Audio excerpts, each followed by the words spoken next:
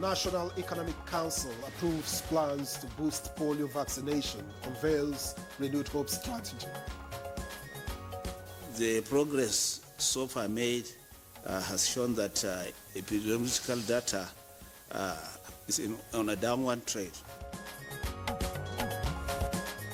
Nigeria Immigration Service announces new rates for Nigerian standard passports effective from September 1st. Yelwater attack. Federal government files charges against terror suspects.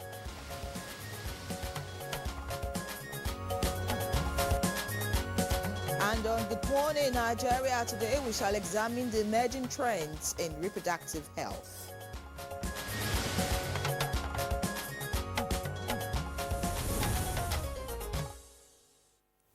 You know, reproductive health in Nigeria is fast becoming more than just a medical issue. It is a social, cultural, and even economic conversation, with women of reproductive age making up about half of our population. The choices people make around their bodies indeed affects all of us. Well said. It may be your body, but of course, like you have said, it affects everyone. And the trends are changing, from men now selling their sperms to women selling their eggs to teenage girls, some not yet married, going for family planning options.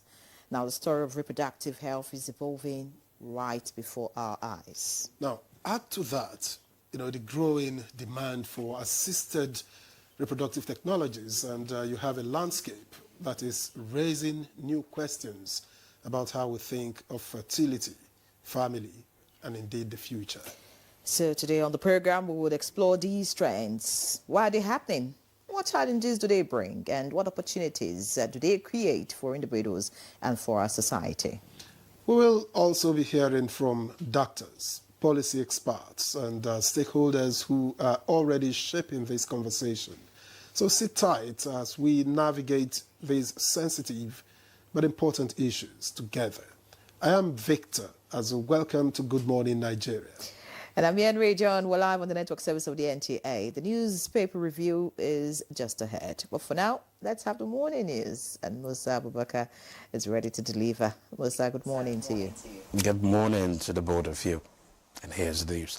The National Economic Council at its 151st meeting has approved a proposal to strengthen polio vaccination coverage, which has increased from 81 to 84% with focus on routine immunization.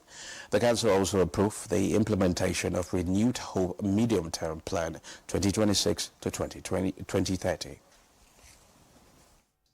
The progress so far made has shown that epidemiological data is on a downward trend, from about 78 cases in 2024 as at the 33rd week, which is the week of our last meeting in August. The chairman CEO of Nigerians in Diaspora Commission, NIDCOM, Abike Dabiri Erewa, has praised President Bola Ahmed Tinubu and Brazilian President Luiz Lula da Silva for their commitment to fostering cultural ties between Africa and its diaspora. Dabiri Erewa stated this at the cultural and heritage event held in the legislative chambers of Brazil, which highlighted Soyinka's Return to Africa project, symbolizing a spiritual and cultural reconnection with African roots. The NIDCOM boss outlined the significance of the heritage dialogue and future, symbolized by the historic Door of Return Festival project in Lagos as a symbol, or has a symbolic gateway connecting the diaspora back to their motherland, historically, spiritually, and economically. Professor Wole Soyinka and CBN Governor Yemi Cardoso underlined the practical impact of new direct flights between Nigeria and Brazil as a game changer for business and cultural exchanges. The sideline event formed part of President Bola Ahmed Tinubu's state visit to the Brazilian capital, Brasilia. Now, the Nigerian Immigration Service has announced an upward review of fees for Nigerian standard passports effective 1st September 2025. In a statement by the Service Public Relations Officer, Akinshola Akinlabi, the review applies only to applications made in Nigeria. The new rates are 100,000 naira for the 32-page passport with 5-year validity and 200,000 naira for the 64-page passport with 10-year validity. The statement adds that applications by Nigerians in the diaspora remain unchanged at $150 for the 32-page with 5-year validity and $230 for the 64-page with 10-year validity. The lingering demands of the Academic Staff Union of Universities, ASU, may soon receive fresh attention as the federal government inaugurated a high-powered technical committee to review and address the concerns. The Minister of Education, Dr. Tunji Alausa, discloses this in Abuja while briefing the media on current developments in the education sector. Some stakeholders welcome the move but urge government to ensure timely implementation to avert another disruption of academic activities. We would review this, and now once we finalize our own proposal to ASU, we'll give that proposal, a counter proposal to Alhaji Yahya Ahmed Committee to take to ASU, and then ASU would talk and deliberate and will come back to us. The Department of the State Service, DSS, has filed at the Federal High Court, Abuja, 6 separate charges against terror suspects who carried out deadly attacks on the people of Yelwata village in Guma local government area of Benue State, which left several people dead and others injured. Although the 6 charges involve 9 suspects apprehended through intelligence gathering by DSS operatives.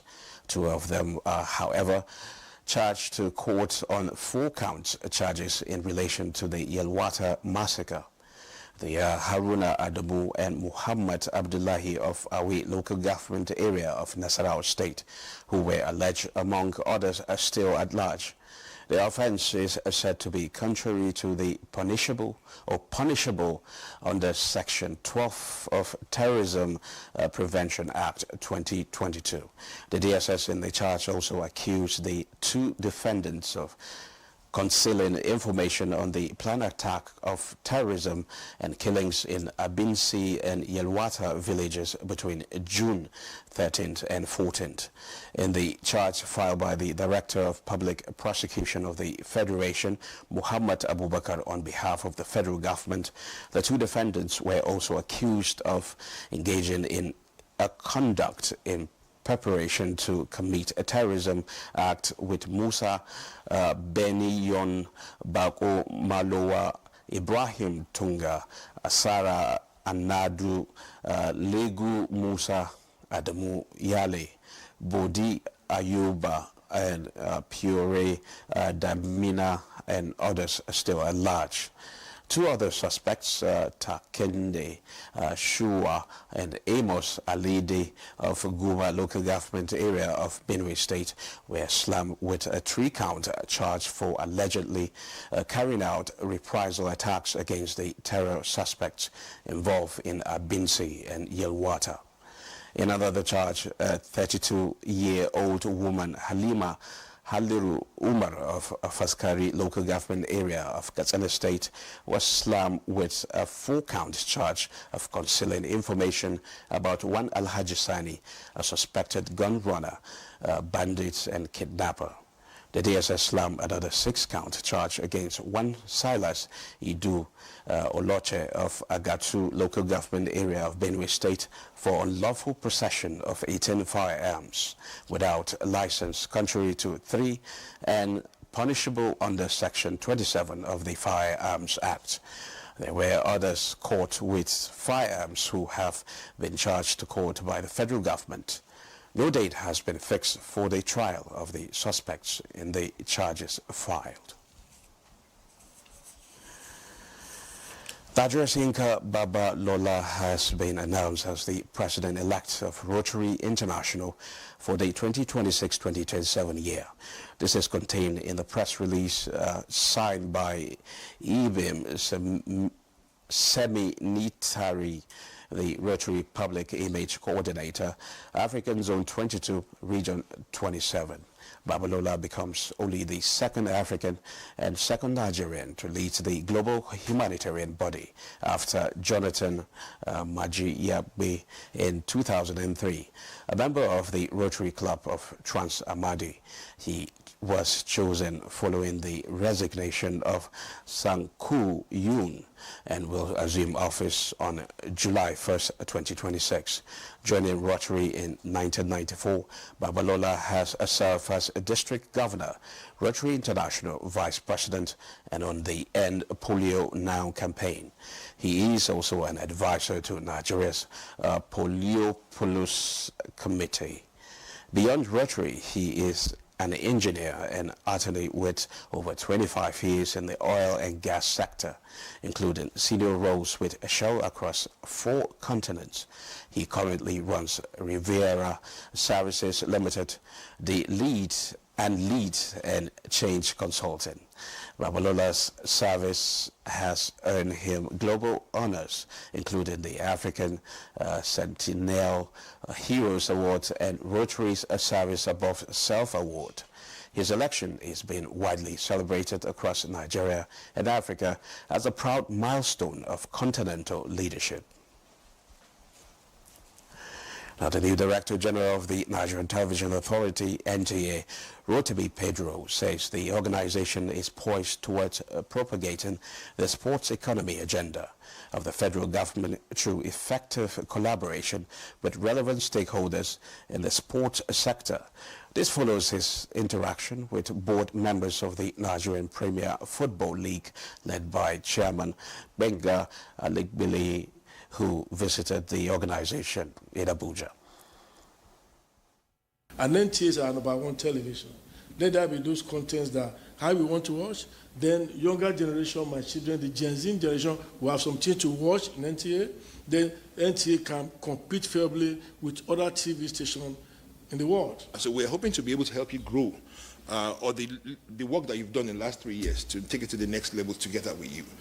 Because it's not, it's less of a commercial assignment, but it's more of a national assignment. Well, those are the highlights of the news at this time. Good Morning Nigeria continues after the break.